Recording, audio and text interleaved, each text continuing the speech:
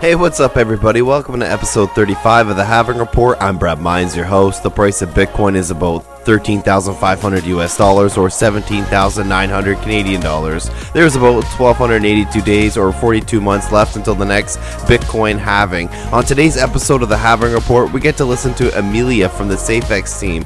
Emilia is an economist and advisor at Safex, and she's very passionate about blockchain technology, cryptocurrency, and new innovations. Everybody, welcome Emilia to the show. Many people that listen to my show know that one of the first questions I like to ask people is, what is your Bitcoin story? Is in when and how did you first hear about it? Thank you very much for inviting me. I'm very happy to be here. If it's about my story with Bitcoin, the first time when I heard about Bitcoin, it was 2015. I remember my cousin Michael visited me and he told me about Bitcoin. Remember, like it was yesterday, he said like, Emmy, this is something we have to invest in. And I was like, what is it?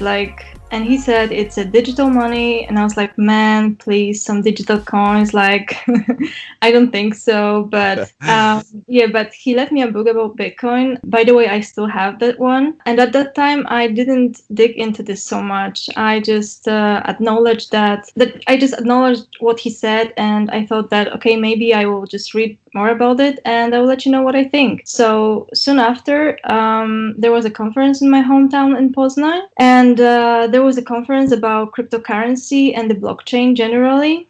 So I went there with my friends, and for the first time, I realized this is something that I'm very interested in and excited about. Generally, the whole vision of independence from the government, banks, make me feel very positive about it, and I feel kind of freedom related to the finance. So at that time, I get to know that cryptocurrencies don't use the middleman. Transactions are usually easier, faster, and require less or no additional transaction fees. This whole decentralization of cryptocurrency was definitely a strong factor that attracted my attention at that time. And also I like the safety of cryptocurrency, like all the transactions are encrypted and no person, no organization is controlling it. Anyone can buy and sell Bitcoin. It's so easy. And of course, I think that what was also important, it was like it is very easy to trade cryptocurrencies on the exchange and get the nice profit. So, and of course you can lose. So the best option is hold. But so at that time, I just wanted to dive into everything that concerned to this new technology. What part of the time frame are we in right now? Like I said, like my cousin told me about it in 2015, and after like a couple of months, there was this conference. So let's say that it was like in the end of 2015, beginning of 2016, when I started to participate in some meetups related to crypto and start to dive into everything that concerned to this new technology. And at that time, I already saw that this is very big topic and prosperous for the future. So yes, this is my Bitcoin story and how my journey with the crypto began. And I started to share the information with the people who have already been in crypto before me. And also, this is how I met Daniel. Right, and I definitely want to get into that too. Before we move forward, I do want to jump back just to get a little bit more background about you. And what was your life like before cryptocurrency? My life before crypto, huh? I don't remember. I know. Yeah, I'm just kidding. I don't know. I just finished my BA in English school with the Higher National Diploma in Business. Then I did my MA in University of Economics. After study, I had several different jobs. My last one before I entered into crypto industry was related to automatic identification. It was like business B2B and B2C commerce, kind of, the industry related to RFID, verification of 1D and 2D codes. I was doing training, presentation for some companies. It was a very cool time. It was very cool. I have very nice memories. And it was also very technical issues that I have to learn. But I think I managed very well. I have a lot of nice memories from that time. So yeah, my life was normal, always interesting. I traveled a lot. Right now, a little bit less because of this, nightmare lockdown. back in the when I first initially asked you about your Bitcoin story, and then you let up, and then you said and then that's when you met Dan. Can you dive into that? What happened there? How you met Dan, and how you got involved with Safex?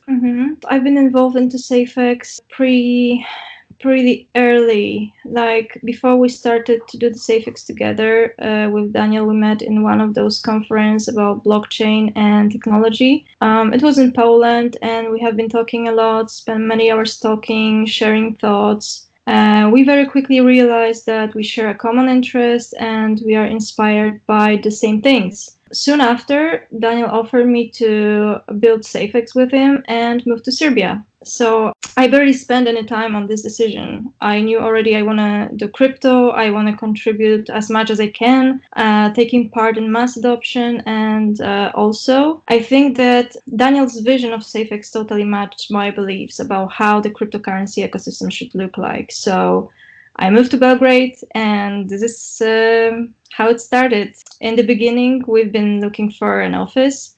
It turned out to be a little bit more difficult, but eventually we found perfect place in Belgrade for the office, and then we started the process of employing people and fill in the office. It was a great time, really.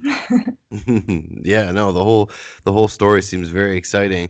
And can you explain what the current state of Safex is in its development? Maybe before I say where we are in the whole development of Safex, a little bit what the Safex is, because probably we've got the listener who never heard about Safex or hear something, but it is still not enough to fully understand it. So Safex is a decentralized e-commerce platform powered by its own privacy blockchain, where you can buy and sell goods and services using crypto. Safex has two system coins, which is Safex tokens and Safex cash.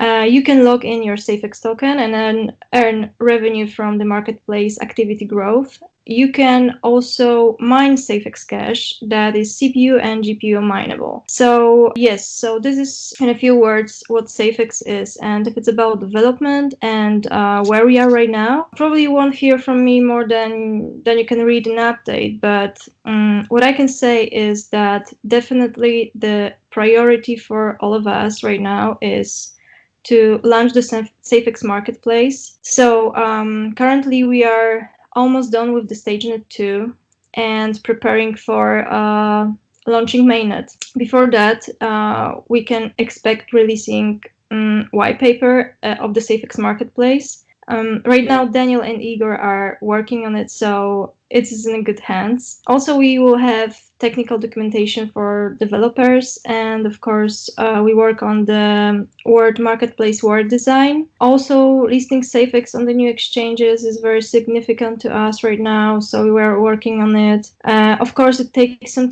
time. There are certain procedures that we cannot rush, and we just need to be patient. But we are working on it, and all I can say is that we are doing all out to make it happen as soon as possible. And we have a new website, right? So one of our graphic designer definitely did a great job. The website is beautiful, it's intuitive, it's user-friendly. Did you see that, right? I have been on the new website, and actually just starting. Well, I think you definitely saw my tweet. I just started mining Safex Cash. Yeah, I heard. Yeah, I remember. It's so great to hear that. Yes, there's more information on this website, on this new website. Before it was Safex.io, now it's safex.org. Yeah, so where we are right now, mainnet almost ready, new exchanges just around the corner, the best team of ambitious, devoted, and talented people who are working hard to succeed. I think that's it. That's really great.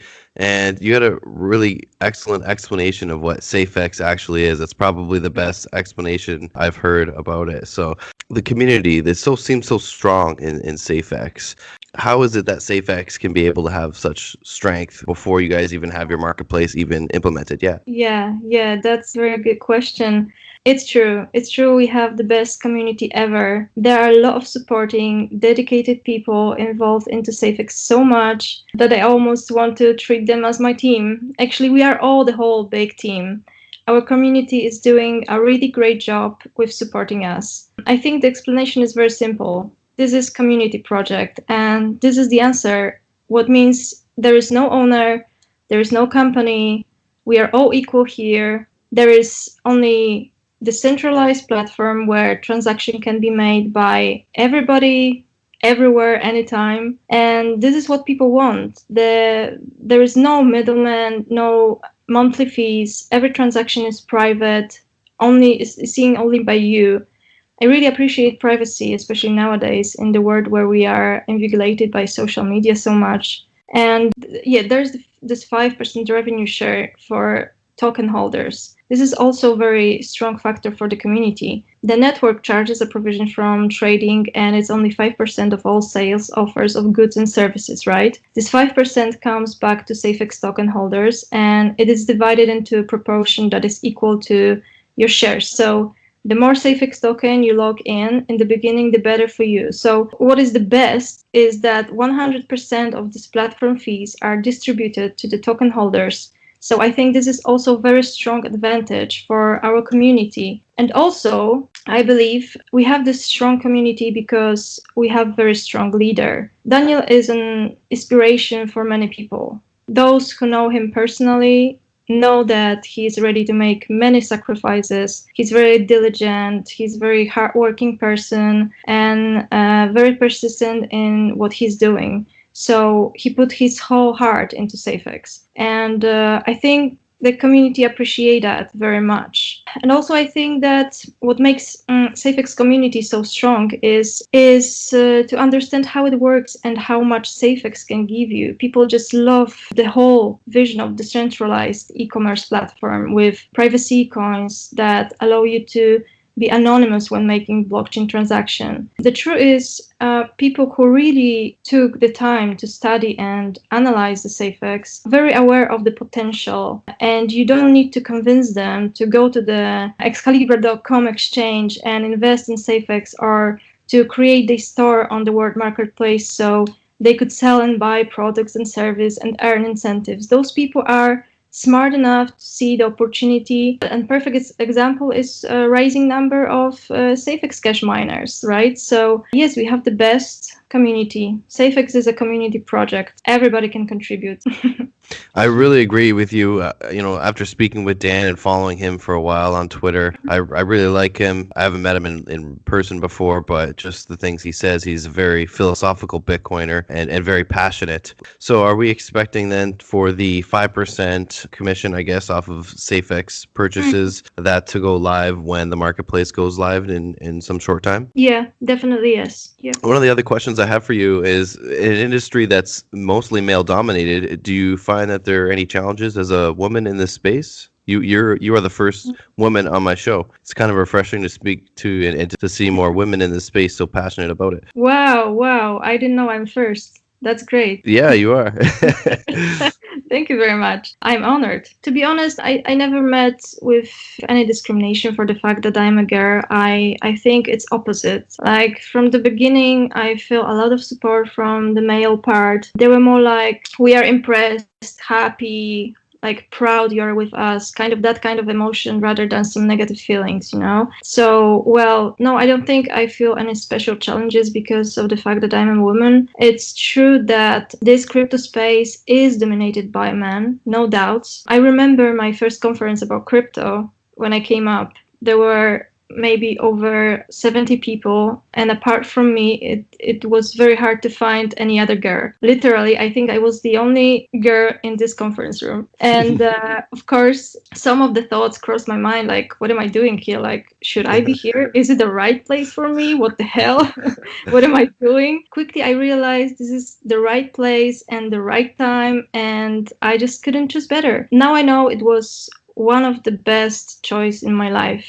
I benefit from it till today. And yes, but this is kind of what I'm telling. It's how it was 5 years ago, and right now I think it's changing constantly and evolve. And I think I don't know the statistics, but I really have an impression there are getting more and more women in the crypto space. Does that make me feel happy about it? I don't know. I mean, I don't really care if there are more men or women in the crypto space. For me, there is no difference if I talk about crypto with boy or girl.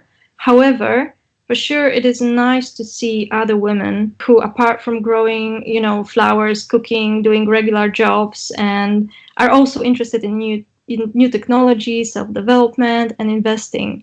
And I don't want to be misunderstood. I also grow flowers, cook, and do other beautiful things that women tend to do, which are not related to crypto. But what I mean is, it is really cool to see other girls who also can find time for investing in themselves, who see the opportunity and this new technology and can benefit from it. I know many smart and talented girls who put their interest into crypto. They are, of course, less or more active in the social media, but they are real inspiration to me, and I admire them for the fact that they contribute to the mass adoption of cryptocurrency. And of course, the more people join the crypto space, the more variety we can observe. People do all sorts of things to promote crypto. Some people educate, do tutorials, other create art, other dance for people who are related to crypto, right? And and I don't mind of any of those activities.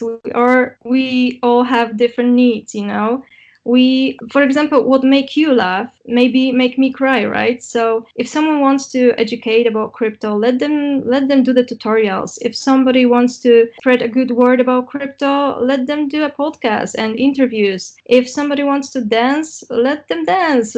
So we are all different, and there's still a lot of space here for everybody.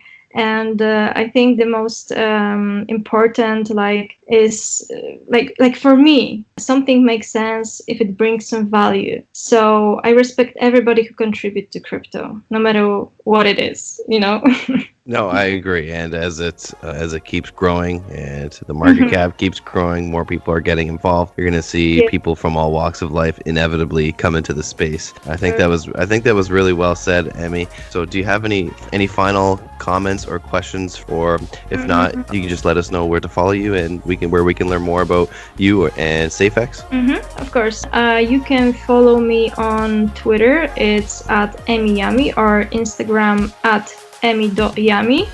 And you can also follow our official channel on Twitter, which is Safex, or just visit our website, which is safex.org. Okay, great. Well, thanks again, Emmy. I really enjoyed this conversation. I really appreciate you taking the time. Thank you very much for being here. Thank you for your invitation. I'm very happy and glad I could be here with you today. Thank you all for listening to episode 35 of the Halving Report podcast. Please hit the like, subscribe on Spotify, Apple, YouTube, or your podcast platform of choice. Tell me what you thought in the comments, and we'll see you back next time.